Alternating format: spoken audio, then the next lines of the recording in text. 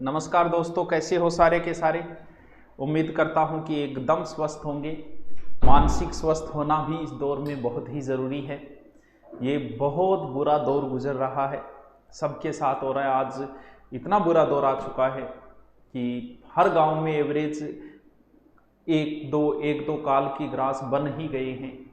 हर गांव में दुख का माहौल है। कुछ गांव में तो बहुत स्थिति खराब हुई है, कुछ गांवों की तो। लेकिन ये एक दौर है जो जल्दी ही गुजर जाएगा। इन 2 दिनों में स्थिति वापस कंट्रोल हुई है थोड़ी सी, क्योंकि कहीं ना कहीं गलतियां सरकार की भी रही, गलतियां हमारी भी रही है। सरकार की गलतियां भी रही, हमारी ये कि हमने इस दौर में बड़ी शादियां और विवाह किए, और इस शादी विवाह के ही रिजल्ट निकल रहे हैं जो वर्तमान में गाँव, क्योंकि ये जो कोरोना 40% गाँव में फैला हुआ है इस समय। और गांव में हम आज से 1 महीने पहले कोई मास्क ही नहीं लगाता था, गांव में बैठे ताश खेलते रहते थे। तो इसी का रिजल्ट निकला, क्योंकि सरकारें जो बोल रही है उनका अगर हम फॉलो नहीं करेंगे तो हमें रिजल्ट तो भुगतना ही पड़ेगा। सरकार कहती थी मास्क लगाओ, आज जब हर गांव में एक दो, क्योंकि पहले तो हम सांत्वना दे लेते थे दिल को, कर नहीं पहली जगह बीमार है, भाई मर गया है और है, ऐसी सांत्वनाएं दे लेते थे हम। लेकिन अब पता भी चल गया कि सच में ही महामारी फैली हुई है। तो अब तो वो, क्योंकि सारे के सारे जब हो चुके हैं क्वारंटाइन, तो इस वजह से ये फ्लो डाउन आ गया। आज गांव के अंदर बिना मास्क कोई नहीं घूम रहा, परिवार के अंदर भी लोग मास्क पहन के रहते हैं। परिवार में उसको जरूरी है जिसके परिवार में किसी के संक्रमण है या किसी के लक्षण है नॉर्मल जुकाम पर, उसे मास्क परिवार के अंदर भी पहनना जरूरी है। बाकी तो जरूरी नहीं होता घर के अंदर, लेकिन किसी में लक्षण है तो जरूरी है। और गाँव के अंदर आज जो है वो हर कोई गाँव के अंदर मास्क पहन रहा है, तो इस वजह से 1-2 दिन में डाउन आ रहा है। जल्दी अंदर 10 दिन के अंदर अंदर बहुत कुछ सुधार हो जाएगा। और सरकारें तो अब कहते हैं कि तीसरी लहर और आएगी। अरे भाई ठीक है, आएगी नहीं आएगी ये तो नहीं पता, लेकिन आपको दूसरी लहर का कब पता था? किसने भविष्यवाणी की थी कि दूसरी लहर आएगी, जो तुम तीसरी लहर का बोल रहे हो? लेकिन फिर भी सरकार को जब ये अंदेशा लगा है तो उन्होंने तीसरी लहर के लिए अपनी पाबंदियां शुरू कर दी कि तीसरी लहर बच्चों में आने की संभावना ज़्यादा है, तो उसकी भी सरकार ने तैयारियां शुरू कर दी। ये नहीं है कि हमेशा यही दौर रहेगा, अच्छे दिन भी आएंगे, स्कूलें भी खुलेगी, स्कूली बसों की आपको हॉर्न भी सुनाई देंगे, बच्चे खेलते हुए भी दिखाई देंगे, चाय की थड़ियों पे चाय पीने वाले दोस्त, हंसी ठठाका वो भी सुनाई देगी, स्कूलें बसें कोचिंगें सब खुलेगी। लेकिन ये एक दौर है जो जल्दी ही गुजर जाएगा। हर परिवार के साथ कोई ना कोई जानकार के साथ आज हादसा हो चुका है। तो बात ये होती है, इस दौर में संभलना बड़ा ज़रूरी होता है। जो चला गया वो कभी नहीं आता, जाने वाले कभी नहीं आती, आती है तो सिर्फ उनकी याद, और जब आती है तो बहुत रुलाती है। लेकिन परिवार में जिम्मेवार व्यक्ति, जिसके ऊपर परिवार की जिम्मेवारी हो, जिसे परिवार को संभालने की जिम्मेवारी हो, सच तो यह है कि उसे रोने का भी अधिकार नहीं होता। क्यों? क्योंकि उसे औरों को संभालना होता है। तो चला गया वो चला गया, लेकिन आप परिवार की जिम्मेवार होने के नाते आपका ये दायित्व ज़्यादा बनता है कि जो बच गए हैं उनको किस तरीके से बचाया जाए। हर संस्कार, क्योंकि महामारी में कभी संस्कारों का, रीति रिवाजों का पालन नहीं हो सकता, उन रीति रिवाज पालनों का न करते हुए जो बच गए उनको किस तरीके से बचाया जाए, ये परिवार के जिम्मेवार व्यक्ति, आप एक जिम्मेवार हो तो यह आपकी ज़्यादा जिम्मेवारी बनती है। तो इस दौर में अब हम ठीक है, सिचुएशन धीरे धीरे कंट्रोल हो जाएगी।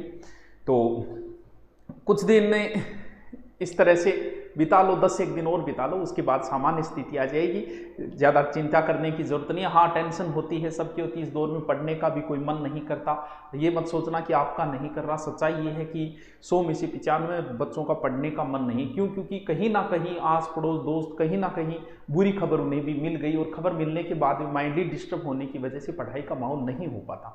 लेकिन फिर भी हम कोशिश करेंगे। हाँ, इस दौर में इस चीज़ का ध्यान जरूर रखना कि आपके साथ कौन रहा और कौन आपके साथ नहीं रहा। आपके एमएलए, आपके एमपी और आपके सरपंच, जो गांव के फेसबुक के युवा नेता होते हैं, उनका भी ध्यान रखना।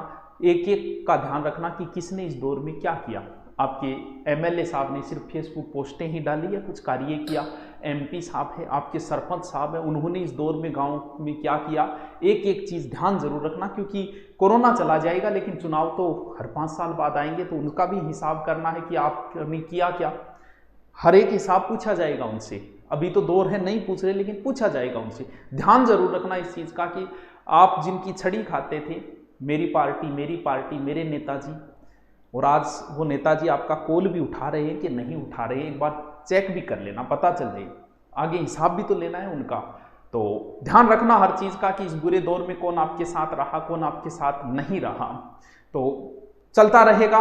जल्दी आपकी सेपरेट क्लासें सब वैसे तो चल रही है यूट्यूब पे, 2-3 क्लासें तो मैं फिर भी ले रहा हूँ, तो चल रही है क्लासें।